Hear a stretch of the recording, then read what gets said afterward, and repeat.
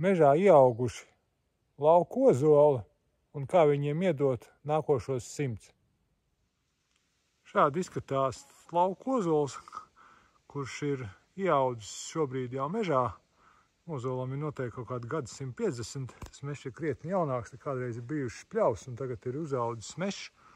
Un tas mežs tā turpinās augt, tad viss šitās te eglis un kaut kādas apses un bērs, kas aug ozolu vainagā, ātrāk vai vēlāk to ozolu nobeigs, jo tie ozoli nav vairāk spējīgi uzaudzēt garumā, un tie zari tur, kur viņam ir, tur viņam ir.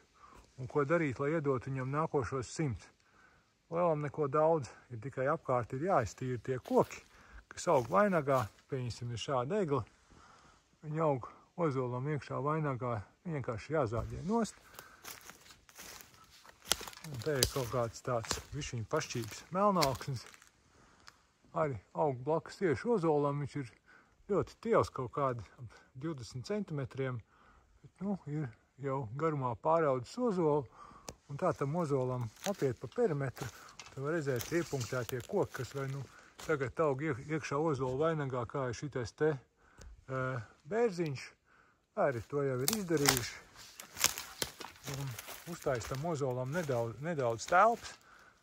Es tā domāju, ka tos darbus ir labāk darīt tad, kaut kad rudens ziemas stadijā, kad ozolam jau nav daudz lapas vai drīz viņas nokritīs. Un tad ozolam nebūs liels saules šoks, kad pēkšņi uz lapām parādīsies daudz saules gaismas, ja to darīt kādā vasaras vidū. Un darīt rudenī savu priekšrocību, te var ļoti labi saprast to lapu koku vainagu izmēru un saprast ozolu vainagu un saprast, kas aug iekšā vainagā. Mēs var redzēt, ka šis te apse aug iekšā tur ozola vainagā, noēno, viss ir ļoti labi redzams, un tad tas koks ir nozāģējams. Tā, ar nelielu padarbošanos, pamatā iegūstot malku sortimentu un kādu sīkbaļķi, var attēnot ozolu, un tādas saziņas starp paudzēm, kad nākošās paudzes varēs skatīties uz krietni resnāku un skaistāku koku.